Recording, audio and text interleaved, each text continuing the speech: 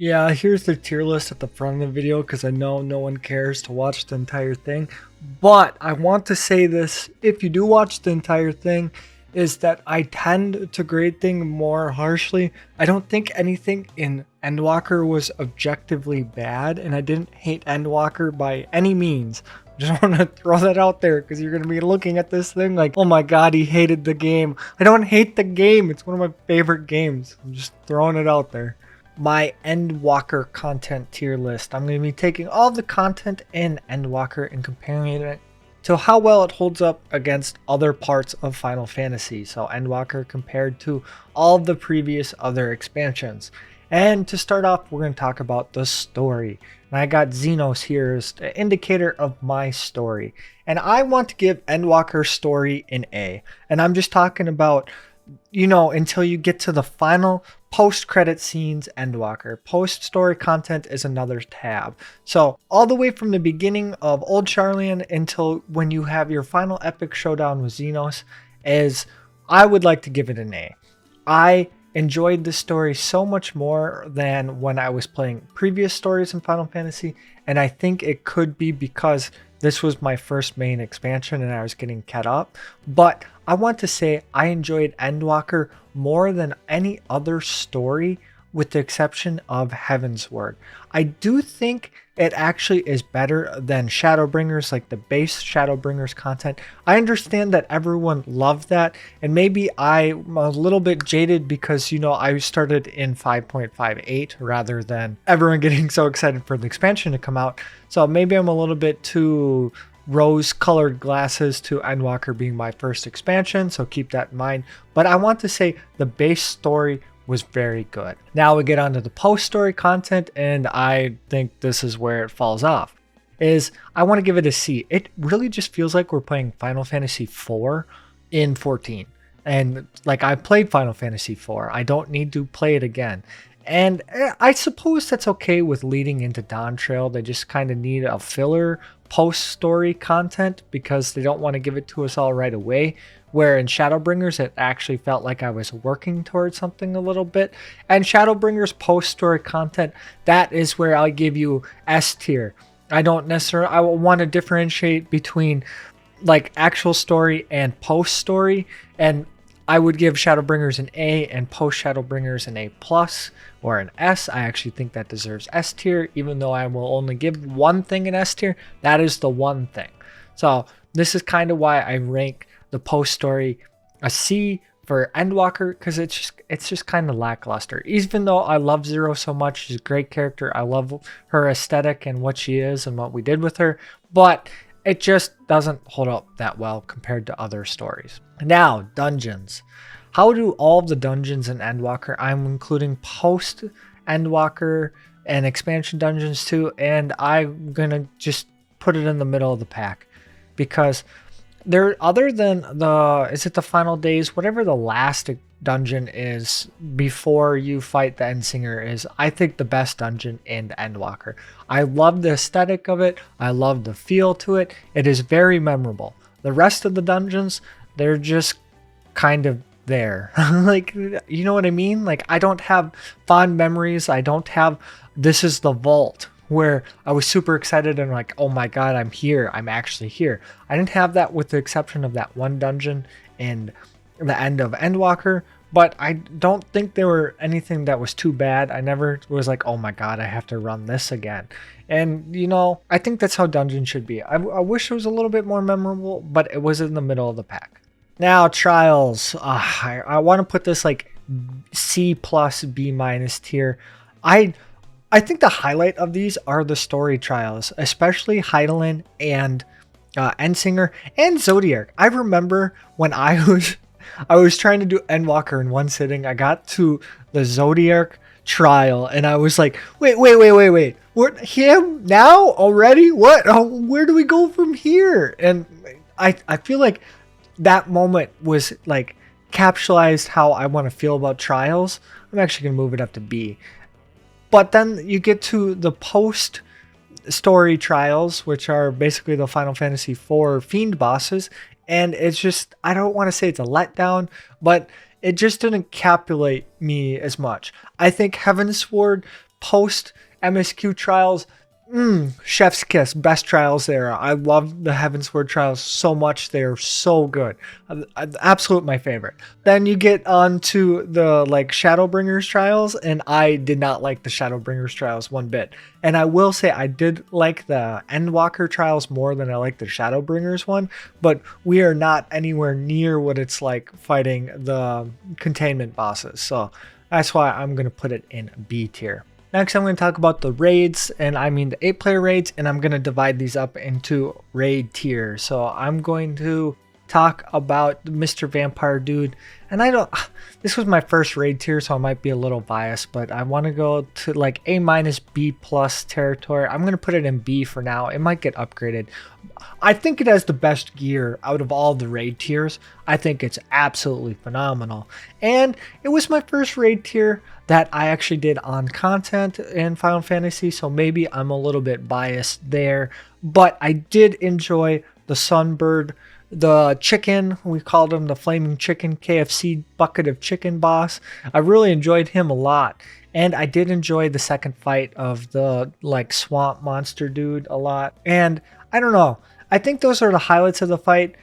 Hesperos, if I can say that right, is, a pretty enjoyable fight. I enjoyed Phase 2 a lot more than Phase 1 because everyone loves Pnax, okay? Everyone needs Pnax in their life. But that being said, I think it was a very solid raid tier. I think there are better raid tiers, but there are many worse, especially in the expansion of Endwalker, which we're going to be sticking with the second raid tier. I might actually it's going in D tier. I hated this raid tier, man. Every single fight is super boring except Carbuncle. You know how bad a raid tier has to be when your first fight, I think's the best fight?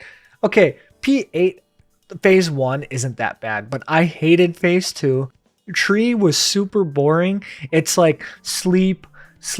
There was even a strat called Sleepo, and you sleep for 8 minutes, and then everything in the fight happens in the last 3 minutes of the fight. And then if you're geared, you can skip a minute of it. So it's just like, I don't know. I did not like P7 at all. The big tree boss, did not like him at all. I didn't like Phase 2 of P8. I'm very indifferent on Phase 6. I think is a very unique boss, but once again, I think that fight was very, other than Conchexia, I think it was very uneventful. And Carbuncle, honestly, the normal mode is more exciting than the Savage mode, even though I think the Savage mode is a good fight. But I'm just going to throw that out there that is D tier. And then Athena, even though Athena is my favorite aesthetically themed boss, oh no, this actually going here, this going here. This has to go here. I changed my title because this had my favorite fight of the expansion. I think Athena aesthetically is the best boss out of all the bosses that they had in Endwalker. And I think Phase 1 of P12 is very fun. I didn't really spend a ton of time in Phase 2. I've cleared it one time, and after that I didn't really want to revisit it. That's more a burnout rather than it's a bad fight. I think it's way better than Phase 2. I think it's actually better than Phase 2 of this guy, and I think it's way better than Phase 2 of this guy, but I love the boss more than any of them. P11 is my favorite fight of the entire raid series of all of Endwalker. I really enjoyed that a lot. And P10 is extremely difficult, which I can appreciate, even though like I understand that maybe it was too hard for a second phase, or even though it was too hard for maybe a second tier 2 raid tier boss, it should have been more of the Phase 2 and Phase 3 switched around in difficulty, in my opinion. But I did enjoy the fight. After I progged it, I didn't really enjoy the fight that much. But that's a different story. That was more of like, hey, I'd rather get this done rather than, spend time on it. And P9, interesting boss, more eventful than P1 for sure. I liked it a little bit more than Carbuncle as a fight, but I think Carbuncle had a better aesthetic. So I don't know. Overall, very solid raid tier and decent looking gear. I will say though, this did have good looking gear. Not as good as the first raid tier. It's not my cup of tea. I didn't really like it per se, but that doesn't mean it's bad. I think the gear looked very good. Another thing, we're going to go on to the Alliance raid, and I think this actually had the best looking gear too. And then I have to think, oh my gosh, this is hard. I'm going to put it in B for now, but I do think it's going to get demoted here in a little bit because I don't know, man. I don't know. I think this entire Alliance Raid series, if I look back on it, they're all pretty weak. Yeah, they're very uneventful. I think they're super boring mechanics, and I think they're super easy, which I don't know how I feel about, because on one time I don't want them to waste my time if like I wipe, but on the other hand I wish it was more like eventful than having to sit in, you know, an arena and just hit the same button over again for 35 minutes. Like, I don't know how to feel about that, but that's just my opinion on all the raid tiers.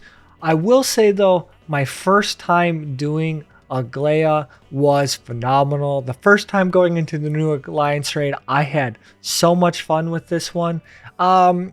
That experience alone could put it in an A, but I'm gonna keep it as B. The ending of the fight with the, what is it, the rockabye baby, what are the teeter-totter things that you have to balance out? Super cool mechanic, super annoying after the fact. So, you know, with that all being said, I think the aesthetic was good. I'm gonna demote it to C tier actually though. I think the aesthetic is good. I think it was, you know, a fine Alliance raid. I think it has the best gear, and I just think it could be a little bit better. Now, and the reason I'm going to do that is because I think the second one with, you know, Mommy, everyone's favorite, Mommy is, why can't I think of her name? Halone. Yeah, there we go. Halone. I think that entire Alliance raid is just overall better. I love the aesthetic. It's my favorite aesthetic. It has my favorite god. What are they actually? Don't, lore experts, please don't check me in the comments. Please, I'm forgetting what they're called right now. I'm under pressure. But overall, I think it's just a better raid than the first one. A little bit more involved. I like the aesthetic better. I like the ice themed better. And I do like the gods that they had involved in that one better than the first one. And maybe that's why I'm a little bit biased. And I also think it is the best one to run repeatedly or over and over again. All the other ones have their like differences. And I'm going to go on to the last one. I'm going to put this in the same category as the first one. Just because like this one felt very plain and ordinary. Actually, I'm going to upgrade it to B just for the sole fact of the interaction that it has with, if you dot or you blow a kiss, the god will be like, hey, cut it out, and throw a fish at you. Like, I love that so much. I wish there was more of that in these Alliance raids, because overall they're quite, I don't want to say boring, but uneventful. Like, I think the near raids overall were just better. And I just think that's just because the atmosphere and the aesthetic they had. I think Stormblood had what would be the peak of the, that was where I put my S tier Alliance raids are. I think that's the absolute peak of it. And everything else, like, I don't want to talk about Crystal Towers. Everyone hates Crystal Towers because everyone just runs Crystal Towers on repeat. And then I think the Void Ark series is just okay. So those are my ratings for the Alliance raids. Now, we lost the feast for this, and we got PvP, and I'm going to put this in C tier. And I don't necessarily think it's bad. I just think PvP is in a very weird spot in Final Fantasy. I actually quite enjoy CC. The reason I'm putting it in C tier is because it is just, it's not like dead on arrival, but it's just like, I don't feel like I have an incentive to want to play it. I just think Frontlines is a more enjoyable mode, and that's just me. If you enjoy CC and you enjoy PvP, I generally enjoy PvP in Final Fantasy. I just think Frontlines is better, and I think that some of that comes from, they do all of the job balancing for PvP around CC, and then more people play Frontlines. And that kind of just like ruins the Frontline experience at the cost of a game mode that not a lot of people seem to care about in CC, and more people play Frontline, and I think people just play PvP in general just to get the rewards. No one really takes it too seriously, and I don't know, that's just how I feel about it. I don't hate it. I think there's room for improvement and expansion, and I hope they keep working on it because I do enjoy it. I just think it could be a lot better. Now, another one that is also going to go in this C tier category is Island Sanctuary. And I did enjoy Island Sanctuary at first, and then it became basically just maintenance mode. And I don't know how to feel about that essentially, because I love the idea of lifestyle content in Final Fantasy. I really do. I just wish it was a little bit more involved, like, I don't know, Harvest Moon or Animal Crossing or something. But at this point, how it is, it's like, hey, you have an animal that will just be alive forever and you don't have to worry about ever feeding it. But if you feed it and you automate everything, you get these really decent rewards. And then after you get everything set up, you never have to go and do it again. I want evergreen content that I will always want to go back to. And like PvP is one of those things. Eureka is one of those things. Bajra is one of those things. Island Sanctuary does not check the box of evergreen content, of something that, hey, next expansion comes around, people are going to be talking about their island or talking about how much fun their island is. And Island Sanctuary just didn't capture that. I think they learned a lot from it. I think it's a really good idea, and I'm glad they took the risk on it, but it just didn't pan out the way that I thought it should. Next, we're going to talk about the relics, and this is going to be a touchy subject for people, but hold on, let me cook. Please just let me go. And I'm going to talk about the gathering and crafting relics first. I'm going to put these in A tier. They look phenomenal. I had more fun doing these relics than I did doing the, what is it, Sky Steel series or whatever the Shadowbringers one was. I think these look better. They have unique feels. I understand it's crafting and gathering. So you really just have to decide on if this looks well or if it's worth your time. And they are some of the best looking tools and like tools of craft, I think to say, in the game. I did enjoy my time of doing these, and I don't think it's as gated as Shadowbringers was. It's just a little bit of, hey, you can do it all on your own time, and hey, they look really cool, and that's all I have to say about those relics. I think they're better than the Shadowbringers relics, hence why I put it at A. Now, I'm also going to put the Hildebrand ones at A. No, I'm just joking. I'm going to put it at B. And the reason I'm going to put it at B is I do not think it is a bad thing that tomes is the step. Now, hold on. Let me finish. I think it was a letdown that they didn't have an alternative option. If you think about Shadowbringers, the best thing about Shadowbringers was, hey, you could do this in Bajra, or you could go do Fates in Heavensward area. And it gave the people the illusion of choice, or actually in this case, choice. You can choose which one you want to do. Where that isn't having anything to do with these relics. These relics are play the game at any of the level 90 content there is in the game. Now, I will say that that gives you more choices. However, people, I think, generally want to be told or given a direction on where they want to go. Because if you don't give them the direction on where to go, they're just going to pick the most efficient most efficient path, just like water takes, and that means hunt trains and extremely boring content, or sit around and wait content. And I get that if you give people all of the options, sometimes you give them too much of a chance to decide on what they want to do, and then they don't do anything because they have too much choice. So that's why I'm gonna kind of put it in B tier. I think it's better than some of the other relics. I think visually they have potential to be some of the better looking relics. I already think they look better than Shadowbringers. I don't really like the appeal of the Shadowbringers relics. That's just me. I do think the actual AR relics are the best looking relics in the game.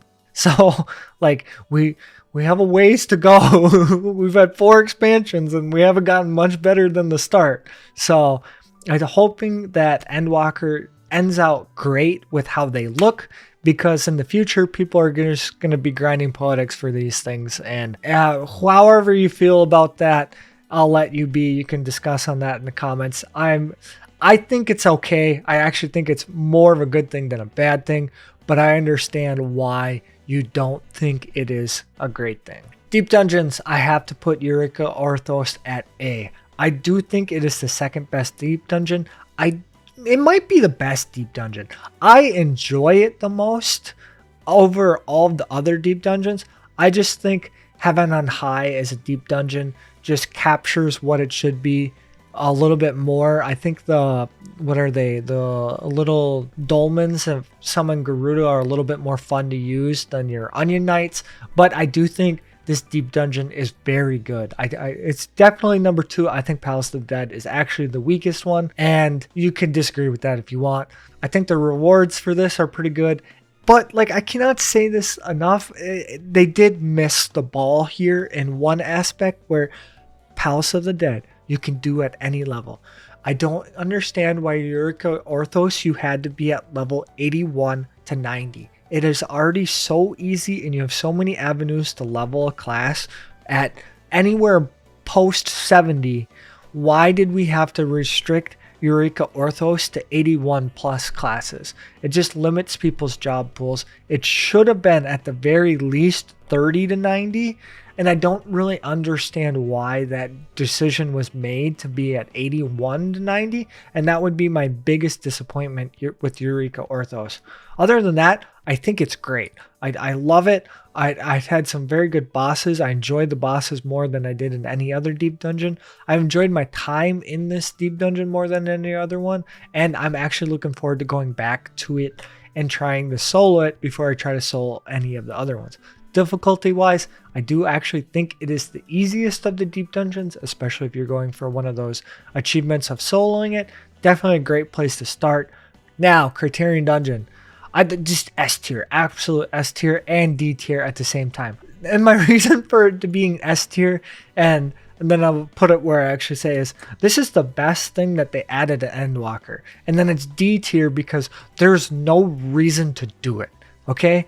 So I think it's something that every player who loves raiding content should do. I think the Another Alolan Island and whatever the other ones are, I can't think of the names. I'm awful at this. I'm just lumping them all together. I think the Savage version and the Criterion versions are something as every raider should try to do at least once, especially if you enjoy progging fight. I had more fun progging the Savage versions of these dungeons and the harder versions of these dungeons than any other piece of content that I've done in Endwalker. It was some of the most fun I've had in the game. However, there's no reasons to do it. I think the rewards are lackluster. Other than the title, there's no reason to do it more than once. Or if you want the mount, sure, get the mount and then you're done. Other than those things, it's so sad because it had so much potential and it's just kind of not there.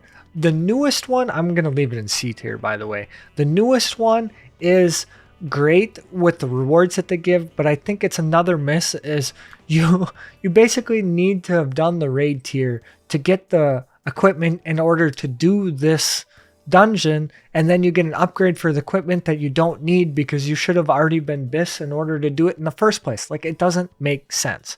So if they figure out the rewards and the progression system, I don't know why they just didn't level sync you to 640 so anyone could do it, and then just give rewards to be able to upgrade armor weapon and then upgrade the augmented weapon again. Or I don't even know why there's the step in between. Just let them take the tome weapon and go straight to the BIS weapon.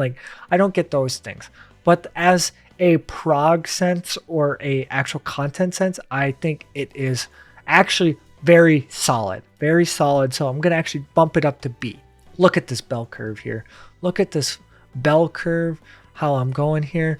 And the last but not least, I have to talk about ultimates.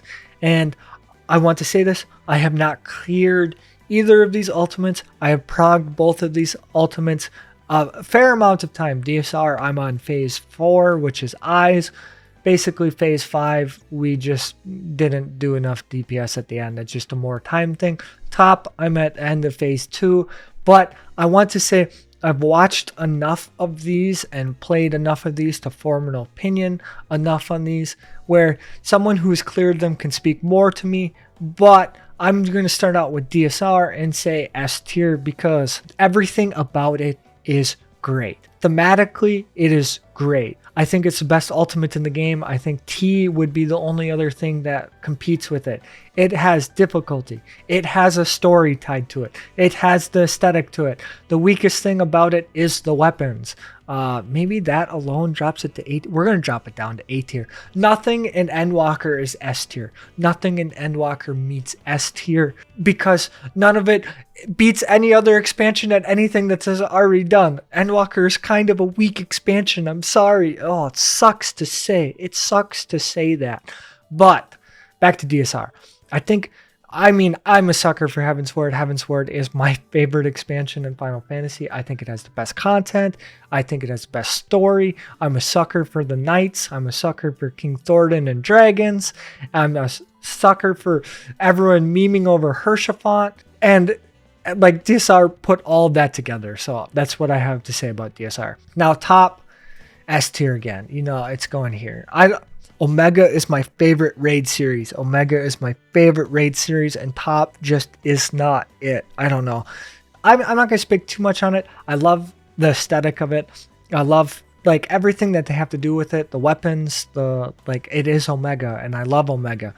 But it's just, I don't know. Everyone talks about how it's the hardest ultimate, and it's just a body check after body check after body check, and they introduced the hardest mechanic in the game, and I'm kind of having to go off people's opinions, kind of Xenos's of, hey, you cannot clear this content without auto markers. But like, I don't know, maybe it's just me, maybe I'm old and washed, but I didn't enjoy it as much as when I've done other ultimates. I had a lot of fun with Uwu at the start. I had a lot of fun with DSR. Top, I had a lot of fun the first few days, but after that, it's just kind of like crit variance and, hey, I don't have enough DPS here on content because I crit bad. Like, it's a fundamentally flawed aspect of the 2-minute meta is emphasized with top, I think. And I think that's where part of my disdain for it comes from, even though I love the weapons and the aesthetic that it has. But yeah, if you think I missed something, put it down in the comments below, and I'll kind of talk about it maybe in the comments or add to my video. But this is my Endwalker tier list content video, and feel free to discuss and tell me I'm an idiot in the comments below. Please do that. I want to hear what you guys think. But that's all I have for this video. As always, I hope you have a great day.